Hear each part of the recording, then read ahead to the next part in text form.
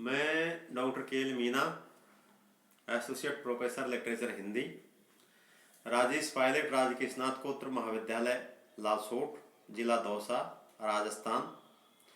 सबसे पहले प्रिय विद्यार्थियों, इस प्रोग्राम में आपका हार्दिक अभिनंदन, हार्दिक स्वागत। आज जो टॉपिक है बीए पार्ट थर्ड प्रथम प्रश्न पत्र, राष्ट्रीय कवि मैथिली शरण गुप्त का यशोधरा खंड काव्य, उसका व्याख्या भाग।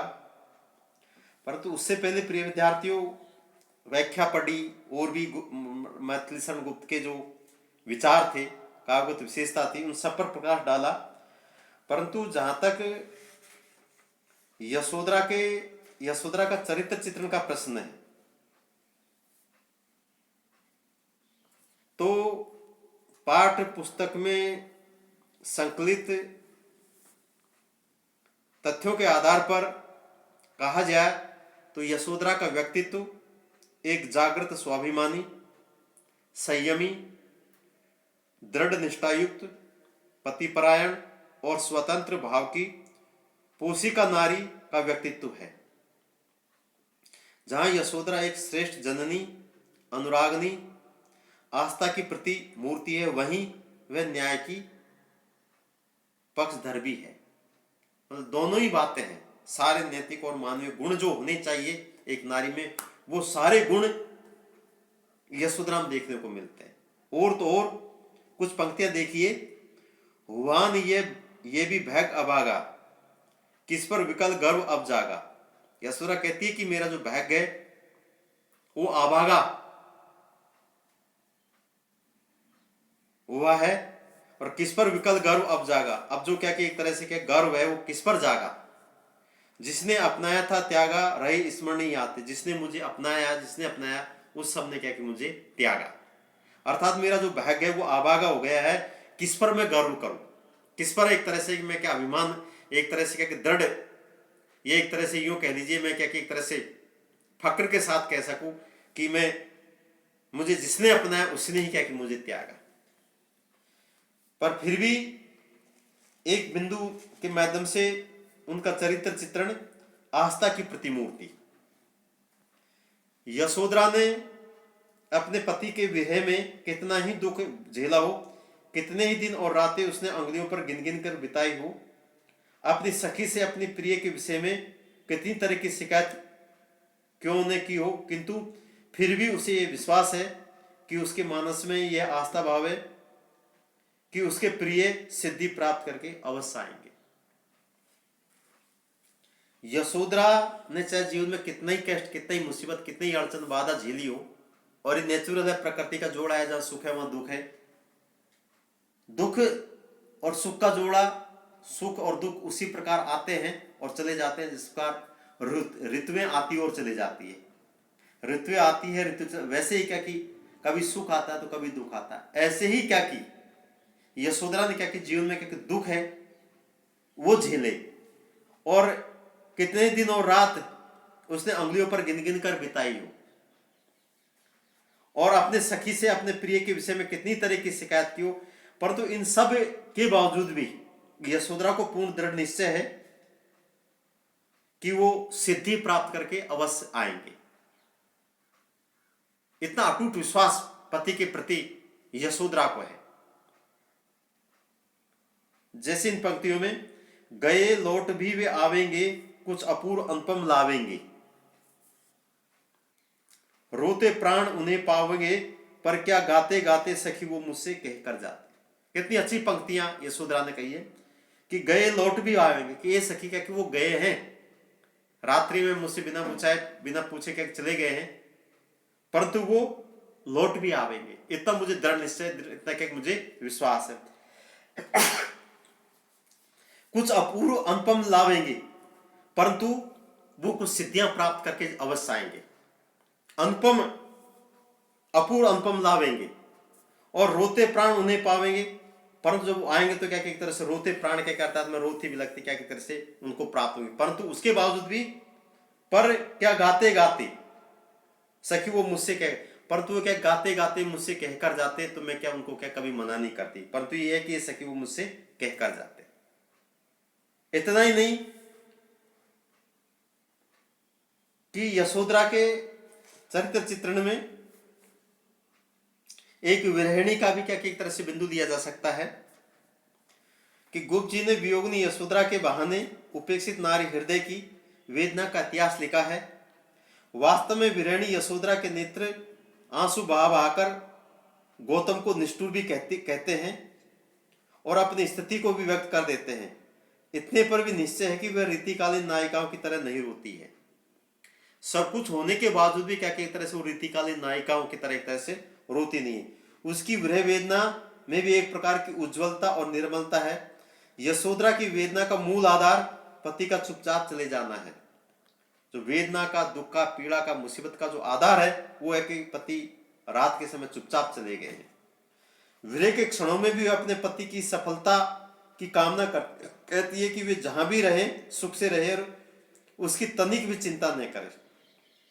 जहां भी है, जैसे अपन भी घर से जाते हैं, माता पिता अपने बच्चों के लिए, परिवार के लिए, रिश्तेदार के लिए, चिर परिचित के लिए चिंता करते हैं कि आप जहां भी रहे, कैसे भी रहे, वो सुखी रहे, संपन्न रहे, हंसते रहे, मुस्कुराते रहे, चिंतित या दुख में नहीं रहे। उसी का वर्णन करते हुए क्या कि एक तरह से राष्ट्रीय कवि मैथिली स्वरूप ने यशोधरा का एक चरित्र चित्रण प्रस्तुत किया है। तो आइए प्रिय विद्यार्थी व्याख्या भाग देखते हैं।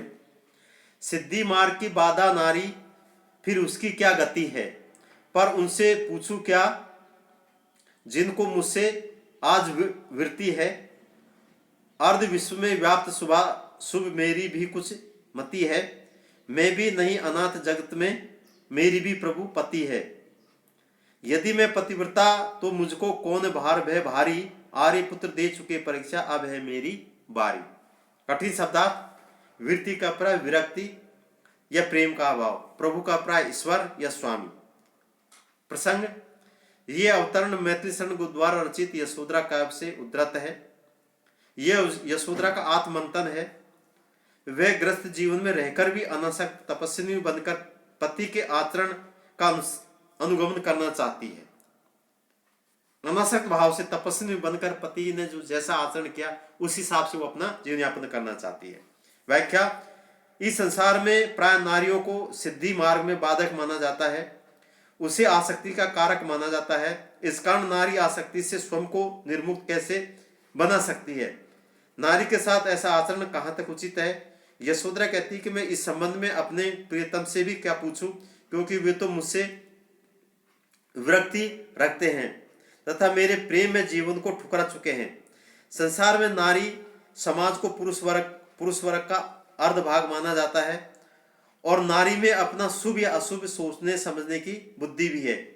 मैं इस संसार में अनाथ या बेसहारा भी नहीं हूँ, क्योंकि मेरे स्वामी या नाथ तो मेरे पतिदेव है।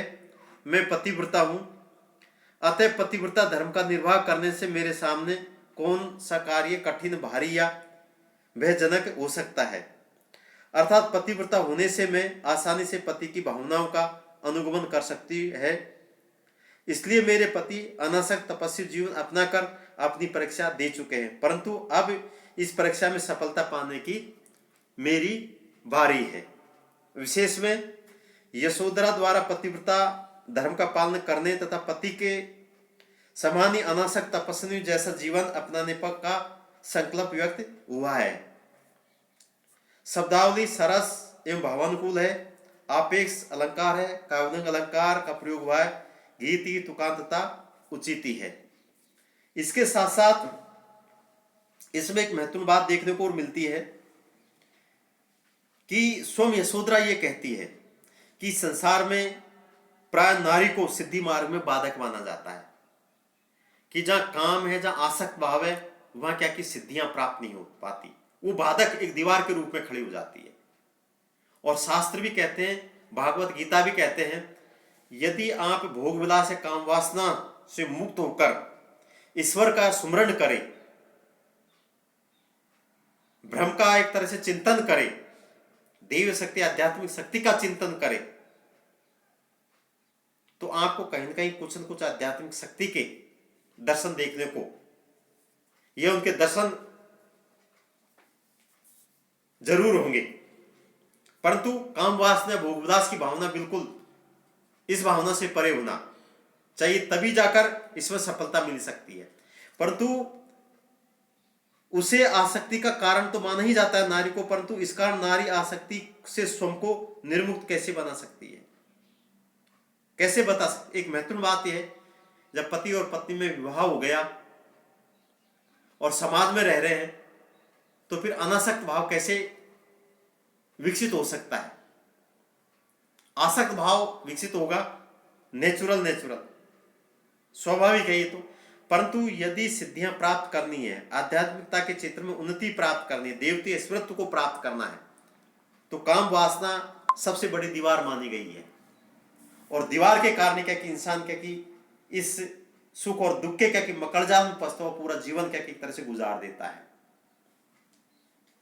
दुख, हर व्यक्ति चाहता है कि दुख दूर हो और सुख की प्राप्ति, परंतु सुख यूं ही नहीं मिल जाता। सुख के लिए सबसे बड़ा बिंदु है अनुशासन। कहते हैं कि अनुशासन ही देश को महान बनाता है, डिसिप्लिन। और यहां तक कि है कि विद्यार्थी का तो सबसे बड़ा धर्म है संयम।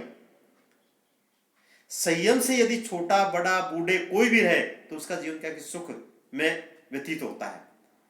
और यदि क्या कि एक तरह संयम या अनुशासन को छोड़कर हम अनैतिकता का रास्ता अपनाएं, आसक्ति भाव अपनाएं, तो प्रिय विद्यार्थियों जीवन में सफलता मिलना बहुत ही बड़ा मुश्किल है।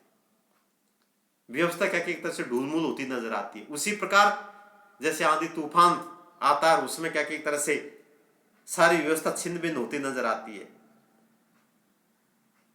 तो वैसे ही क्या कि जीवन में उतार चढ़ाव आते हैं। तो उसी की ओर क्या कि एक तरह से यशोधरा क्या कि एक तरह से स्वयं को क्या कि एक तरह से मार्ग में बाधा मानती है। परंतु इस संबंध में मैं अपने प्रियतम से क्या पूछूं, क्योंकि वे तो मुझसे विरक्ति रखते हैं, अर्थात जीवन में क्या कि एक तरह से मुझसे क्या कि एक तरह से दूर रहकर क्या सिद्धियां प्राप्त करते हैं। तो इसका बड़ा ही क्या कि एक तरह से काम वासना भोगुलास का बड़ा ही क्या कि अच्छा चित्रण राष्ट्रीय कवि मैथिली शरण गुप्त ने यशोधरा के माध्यम से किया है। दुख ये नहीं है कि सिद्धियां प्राप्त होनी चाहिए, दुख ये है कि ये सखी यदि वो मुझसे कहकर जाता तो मैं उनके लिए बाधक नहीं बनती। और मैं भी चाहती हूं कि मेरे पति को सिद्धियां प्राप्त हो, अनुपम गौरव प्राप्त हो, परंतु उन्होंने तो क्या कि सब कुछ परीक्षा दे दी, परंतु ये सखी क्या कि अब तो मेरी परीक्षा देने की बारी है। और इस परीक्षा में क्या कि मुझे पूर्ण विश्वास है, दृढ़ विश्वास है कि मैं क्या कि सफल होंगी। थैंक्स प्रिय विद्यार्थियों।